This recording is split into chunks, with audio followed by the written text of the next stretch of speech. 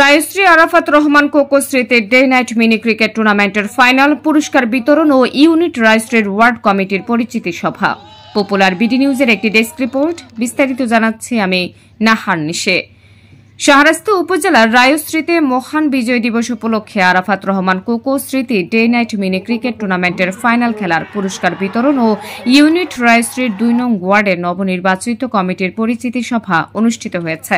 সোমবার রাতে রায়শ্রী শাহজাহান আদর্শ উচ্চ বিদ্যালয়ের মাঠে আয়োজিত পুরস্কার বিতরণী ও নবীন কমিটির পরিচিতি সভা অনুষ্ঠানে রায়শ্রী উত্তর ইউনিয়নের ২ নং ওয়ার্ড বিএনপির সভাপতি মোহাম্মদ শেখ আব্দুস সাত্তারের সভাপতিত্বে শেখ মোহাম্মদ আতিকুল ইসলাম ও শেখ কাউসারের যৌথ সঞ্চালনায় প্রধান অতিথি হিসেবে বক্তব্য রাখেন উপজেলা বিএনপির সাধারণ সম্পাদক ও রায়শ্রী উত্তর ইউনিয়নের সাবেক চেয়ারম্যান মোহাম্মদ সেলিম পাটোয়ারি লিটন।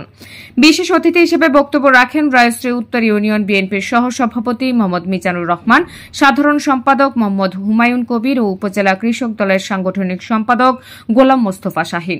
এর আগে আয়োজিত ফাইনাল খেলায় মুখোমুখি হয় রায়শ্রী পূর্বপাড়া ও এমএফসি ক্লাব উল্লাসর। খেলায় চ্যাম্পিয়ন হয় এমএফসি ক্লাব উল্লাসর। শেষে চ্যাম্পিয়ন ও রানার্স আপ দলের খেলোয়াড়দের হাতে পুরস্কার তুলে দেন অতিথিরা। Popular BD news, Shahrasti, Chandpur.